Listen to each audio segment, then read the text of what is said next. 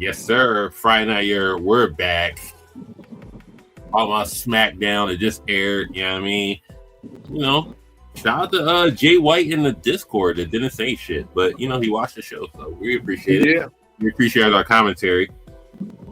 And if I spaz throughout the show, I'm trying to get this parlay going, so just like bear with me. Nigga going through it. Just so it's Kobe White. My fault. Let me see. We're doing SmackDown, and also Sports Illustrated dropped their best end of the year wrestling awards, and it was very almost say dub heavy, very heavy on one promotion. So we don't get to it. Let's get to SmackDown first. What the fuck? All right, they're fucking. I mean, what the fuck are they doing? Lash Legend Nia Jax against the Kabuki Warriors, as Afro will call them, the Bukkake Warriors. Yes. So they how does this nigga get the fucking free throw? Well, fuck, my fault. Yeah. So Afro actually asked a good question on the Discord. Is this a Lash push or just in the like some type of transitional period? Yeah, is this a flavor of the month push, or are they seriously pushing her? I think they're seriously pushing her. I hope you're right, because Lash Legend she's grown on me. Like I said, when Lash Legend first showed up in NXT fucking 4 or 5 years ago, was not high on her at all. But she came in the midst of like some of the greatest goddamn NXT women's talent leaving, because she came in as the Rhea Ripley's and Bianca's and fucking Shayna. Shayna, as they were leaving, she was in that class that was coming in after them. So it was big shoes to fill. And after 6 years of development, you know, it's good to see her on the main roster. I've been seeing reports that are saying that Trick was backstage for the dual tapings of Raw and SmackDown. So hell, I heard Trick got called up. That's what they're saying, that he was back there for the tapings because he got called up. I heard the little whispers at the chicken head. So you think they're putting him on SmackDown since his fiance's there, or are they going to split him up and put him on Raw? I put him on SmackDown, but I think the entrance music changing from the chicken head entrance and what would be War Games and NXT changed to what is now. I do like the now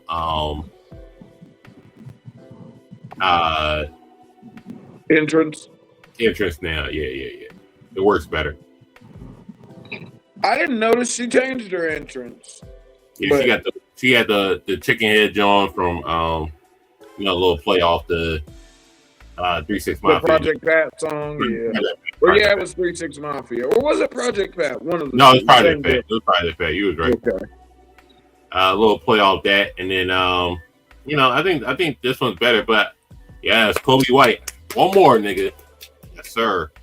So I think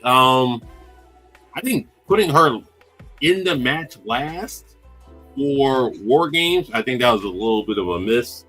To been like first or second, but they could have gave her a little bit of an Iron Woman showing if they'd have put her in earlier. Yeah, but Lash and Nia got the win against the Kabuki Warriors, so that's good for them. You know what I mean? Bukkake Warriors taking an L. You hate to see it though, but good for the ladies. They got the bougie bully and the irresistible force.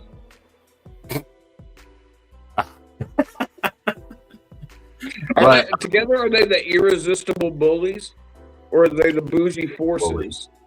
I like the bougie forces. Let's push that narrative. Okay. The bougie forces. Don't forget, the Kabuki Warriors had to work as a face tag team. Yeah, the Bukkake Warriors did have to switch up and work a completely different style than they have been the past year. So I'm for that. Other than that, then Charlotte and Alexa come in to do the little save. Yo, the random that you can't even call it a save. They weren't attacking the Bukkake Warriors yet. The match just ended and they hit the ring immediately. They weren't even making they weren't even making the save. They held up the titles like they were trying to win or some shit. I don't know. I can't call it. I don't know. Alexa and Charlotte are the champions right now, right? No, the Kabuki Warriors are the champ. Are they? Are they not the champ? Okay, you're right. They are. I forgot they beat Alexa and Charlotte. But yeah. I didn't understand the ending of it. Like they're holding the titles against them when they're not the champ. I was gonna say Nia fucking. Wait, did Nia and Lash win the match?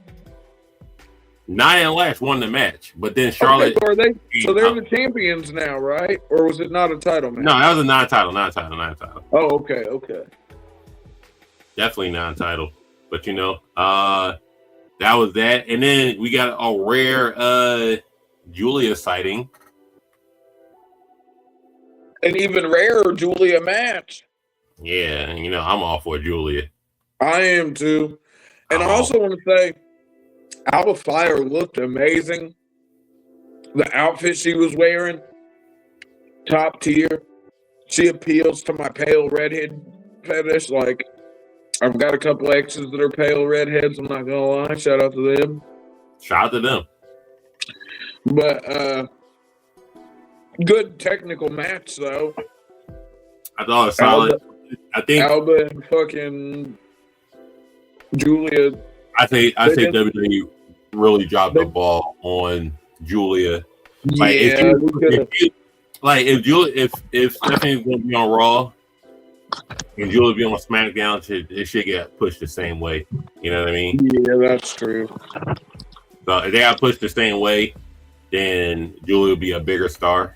And because Stephanie's on pay-per-view, she's fighting EO. She's fighting. She's the second. She thinks she was the second ever Crown Jewel champion, brother.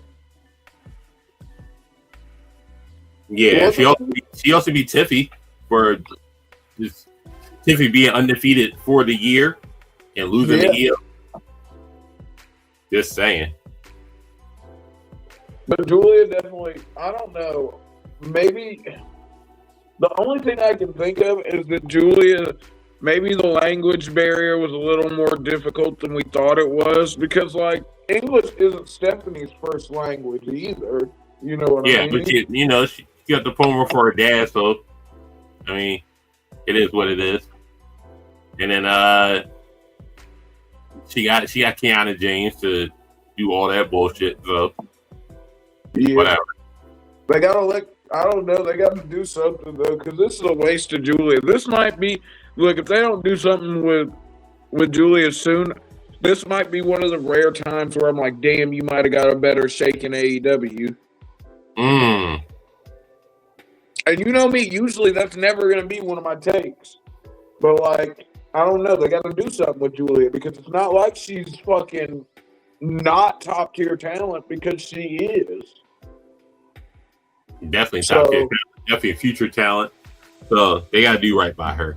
Yeah, they got to. Like I said, if they don't, this could be one of those rare times where maybe you actually would have got a better shake with the Khan.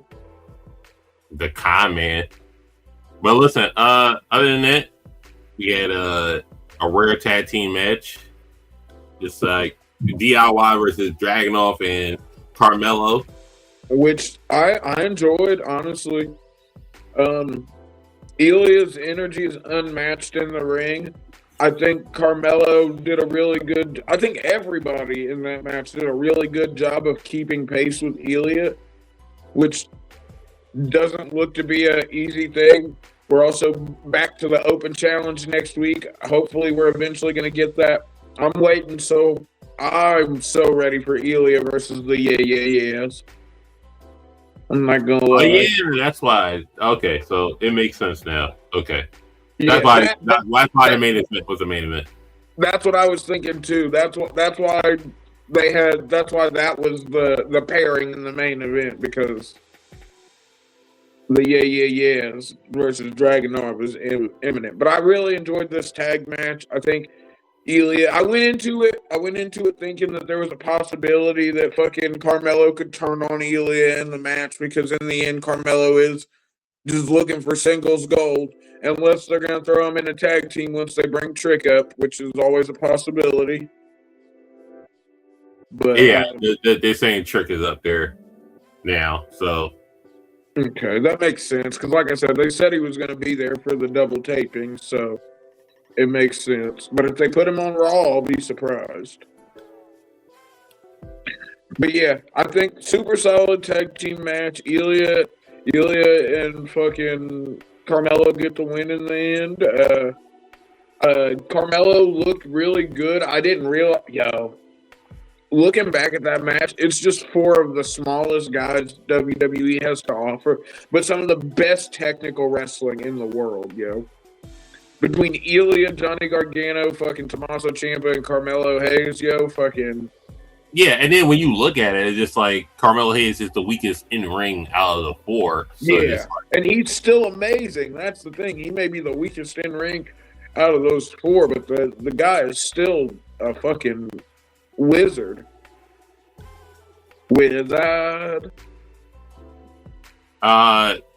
Yeah, so that's a very good showing. I thought Carmelo was going to turn on not EO. Jesus Christ! I thought Ilja. I thought Carmelo was going to turn on Ilja. I did think that going into both the U.S. Open Challenge. So I mean, and we know Ilja and Carmelo do have history in NXT. Which is, I believe, what led into the whole beef with Trick later, so. Which is another run back we could get. But I don't think they should introduce Trick on a Ilja Open Challenge unless they're taking the belt off of Ilja, and I don't think they should do that for a while. I don't know what the longest United States title run is. Maybe MVP up there. Possibly. But if it's not too crazy, I'd like to see Ilja break it. If it's only like a year and some change, maybe. But I don't know, because it was 600 plus days to break the record for the fucking Intercontinental title when Gunther, which a streak they should never break. Gunther having 666 days as the longest Intercontinental title reign is top tier. Oh yeah, for sure. I think that's one of the best title reigns of the modern era. It really is. It should be documented. I think if they do this Ilja run right, we could say the same thing about Ilja, which would be poetic, seeing as him and Gunther were yin and yang for so long. All right, don't fuck niggas screw me on my parlay, so I'm locked in. I'm locked in. Cold game. At least you got good on one ticket, though. Locked in. I lost by a point on both tickets. It's crazy. One point. Gambling, brother. Yeah, we back though. We up 600 on the FanDuel, but you're saying the Cold Lander came out, brother, and they only have 4 matches on the card, so we had to play the whole fucking YouTube clip on fucking SmackDown. Cody being a fucking committing a home invasion and assaulting the fucking homeowner. Listen, one of my favorite things was a good old home invasion angle, brother. I love that. But look, thankfully, Drew's mansion didn't get burned down. I know, for sure. Drew calling Cody the devil, Cody coming out to the ring. You know who I am, brother, and he runs down. So I'll ask the audience watching, who has the better peak? 2011, 2012 CM Punk or 2023, 2024 Cody? I already gave my answer to this question, folks. It was not as easy as I thought it was going to be, though.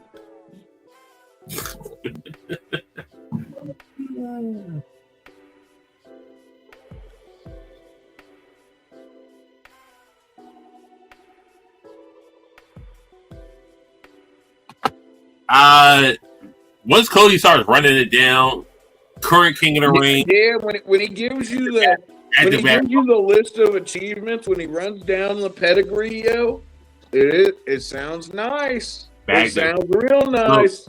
So back-to-back WrestleMania main event, back-to-back Rumble winner, beat Roman, beat Brock twice, current king of the ring. Beat John Cena for the championship. Beat the GOAT. I don't know, brother. I think he clears Punk. It does sound real sweet on paper. I'm not gonna lie.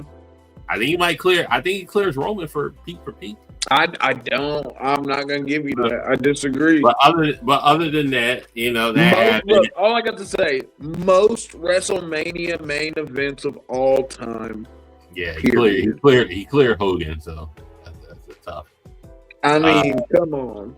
Wyatt Sicks niggas versus MFT niggas, so we know why Jeff Cobb and Tonga Loa, the GOAT, was in the match, because we know Tonga is going to face Ilja next week on it would have to be. Yeah, hopefully it's him. They've got it as a question mark for the open challenge, but Tom, been using the Tonga match for going on a month now. Respectfully, I think they would, but you gotta pull. It was a match. If this match goes right, this could be fucking. Man, I feel like we got a lot of Modi candidates, but look, if Ilja drags one of those WrestleMania paced matches out of the newly extra buff Tonga, we could have another Modi candidate, low key, a sleeper maybe. It might not have the hype, but fucking Tonga's a beast in the ring, and fucking Ilja Dragunov is literally a dragon. So I mean, come on. For sure. This tag match was okay, nothing crazy, but yeah, it was an alright TV match. Non-finish. If I went to SmackDown, I honestly would be pissed off, but it was a bit lackluster for the live audience. Shitty SmackDown, not gonna lie. But now we're talking about. You didn't fall asleep though, so it wasn't too boring. Well, it was no ads, and it was literally an hour and a half. I was good. That's true. It was only an hour and a half. That's my type of SmackDown. But SmackDown in 2026 will be 3 hours. 3 hours, but not permanently, right? Just for a point in time. Probably a point in time. Not permanently. Listen, 3 hours is so. 3 hours SmackDown. I'm going. 2 hours is the perfect time for a weekly wrestling show. Count me out, nigga. I'm going to sleep. Yeah, bro. 9 to 11 is kind of gnarly. I mean, 8 to 11 is kind of gnarly. Yeah. Well, that's raw numbers. But listen, Sports Illustrated has thrown their hat in the ring. That's what we're really talking about. They're talking about their year-end wrestling awards, the one Becky Lynch has been promoting for the last 3 to 6 months, saying they're calling her the best women's wrestler in the world. But not this time. So hold on, let me get the right screen that we do need for this. No, not me, brother. Yeah, then we can put that up there. No, that's not. I was gonna say we need to be off to the side, don't we? Yeah, we do. Exclude the technical difficulties, brother. There we go. There we go. There we does it. I figured it out, Kaiba. All right, so now these are the Sports Illustrated Pro Wrestling Awards for 2025. First of all, they got Hangman Page, Male Wrestler of the Year. Yo, they turned into a fucking Krispy Kreme factory for this nigga. You see, that's why he's head of HR. He can say that stuff. I'm just gonna say, men's Wrestler of the Year should be Punk. That's his mind. If you want to put Cody like PWI did. Honestly, I think Seth deserved to shake. Outside of the injury at the end of the year, Seth Rollins had a fucking amazing year. The ruse of the century, brother. I think Seth. Well, next week we're gonna do top 10 matches of the year. I think Seth and Cody should be definitely there.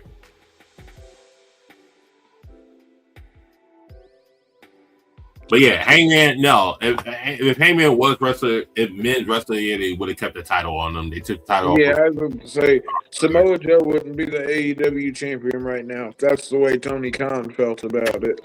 Yeah. Yeah, mine is CM Punk. All the way from the Netflix match, all the way to the John Cena match at Night of Champions, the WrestleMania match, the Triple Threat, all with a Gunther match at I keep saying SmackDown. What the fuck? Gunther is a candidate, in my opinion. Gunther had an amazing year this year. Retired Goldberg. Retiring the GOAT and retiring Goldberg, but then have a match with Pat McAfee. I'm good on that. You ain't gonna act like retiring Goldberg and fucking John Cena. Brother, he had a match with Pat McAfee and tapped out the Jey Uso. We're not doing it. He got it back in blood from Jey Uso though. Yeah, I guess. But for me, it's CM Punk. I'm not mad at that. Like I said, CM Punk. I feel like Seth had an amazing year outside of the injury though. So, Woman of the Year, we try this again. So, it's EO for me. Bruh. It's EO. I think it's Stephanie for me. Huh? I love Stephanie had a hell of a year. The match with Tiffy coming up to the main roster, yo. Fucking, she made it through. Fucking amazing matches across the board. How many, bruh? She got like 2 or 3 matches a year contenders with EO, does she not?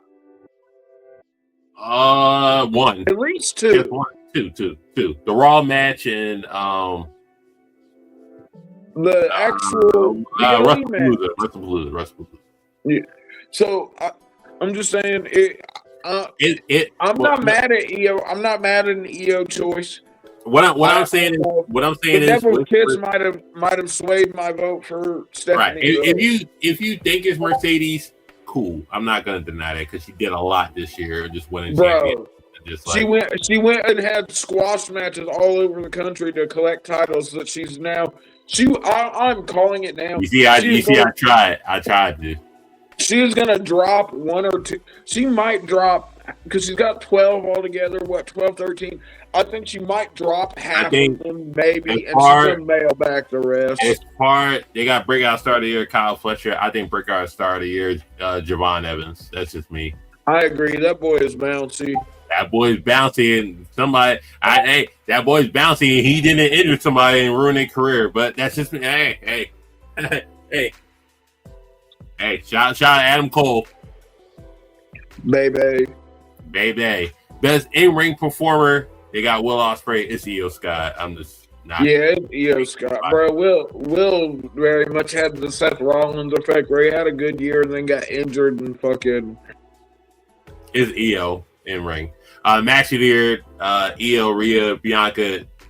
I'm for that. If you want to say, I'm not mad at that. If you want to say AJ Cena, that was the WrestleMania match, wasn't it, or was that SummerSlam? No, this is Mania. Okay, that's what I thought. If you want to say AJ Cena, cool. I think that's a good one. If you want to say a Bandito match in Ring of Honor, cool. Yeah. If you want to say the men's elimination chamber, I'm fine with that. But definitely that one is in consideration. I think Io versus Rhea at Evolution fighting match of the year for me. Might be match of the year, bro. Promotion of the year, AEW. I'm not gonna say any. For this one, nobody gets promotion here because they both were mid. So it's like, I was gonna say this is a very mid year across the board for both fucking AEW. Show of the year, Double or Nothing. Double or Nothing was kind of ass. I'm not gonna lie to you. When I looked at the card, it was ass. Show of the year is Evolution. It's not a bad match on that card. No, it was solid the whole way through. Story of the year, a Hangman Page redemption arc. No, I'm gonna get story of the year is a CM Punk. The ruse of the century. No, I'm gonna give Naomi who done it. No, No, I'm going Ruse of the Century, brother. But I can't do that because that happened in February when she got beat up, and it was more so like last year. So, no, I can't give it to Ruse of the Century. I don't know. It was no real stories that moved me, and no, maybe Hangman Swerve, maybe that was last year when he burned his house down. Yeah. Oh well. That was 2024, nigga. Oh well, no movie, no, none of it moved me. Like I said, if I gotta say story, it's the Ruse of the Century for me, brother. Nah, if I gotta say to proceed with caution, fuck it. Robbery of the year. I don't think I got any. Nah, bro, it's not Hanger and Moxley for me. If I'm gonna Punk and Seth, bro. At the beginning of the year, maybe. Yeah. Either that or fucking. Well, no, we ain't really got deep enough into. Cody and Drew could do something before it's all said and done, but not in time to be. Maybe Sammy KO. Maybe. Ooh, that was a good one. They do have a top 10 matchup of the year with the January match, or just Randy. Like I think, maybe Cody Kevin Owens. Maybe Cody Kevin Owens was good. It was all right. It wasn't bad. Heel turn of the year is John Cena. Like, stop. Yeah, come on. Like, stop. Now he'll run of the year is Naomi. Like he'll turn. I don't know. She got pregnant before it really got going. Yeah, she did. She did enough for me to be having a great heel run. So I'll give her heel run of the year. Heel turn. Nigga, she literally had the belt for a month before they found it. Nigga, she was pregnant when she won the belt. Brother, that's how mid this year was. That's what I'm saying. He'll run a year. I'll give it there. He'll turn a year is John Cena. Like, yeah, come back in the year. That picture of John Cena's face before he kicks Cody in the balls will live forever. Yeah, Dragunov comeback player of the year. Yes, for sure. I agree with that. Best on the mic is not Tony Storm. What the fuck? No, it's not. It is Jonathan Cena. Yeah, John Cena. I'm giving it Cena. Tag team of the year. Tag team is so mid. I'm not giving it STR. If I had to give it a tag team, Fraxium maybe. No, you know what? Just to be the tag team of the year is AJ Lee, brother. All right. Just to be different. And the Legacy Award to John Cena, of course. Who else? Yeah, there is no other answer for that one. But yeah, it's heavily AEW on there, but we give our opinions. This is Fest. Sports Illustrated, Bad Take University. So they're in the Illustrated. Yeah, they're definitely an affiliate after this list. They're definitely in Bad Take University. But yeah, we will be streaming. What's the next thing to stream? Nothing. I think it'd be Raw. Yeah, we're doing a Raw SmackDown shit until the new year. New Year's Evil. Oh yeah, we'll do that, and then just a quick review, quick run-in of this.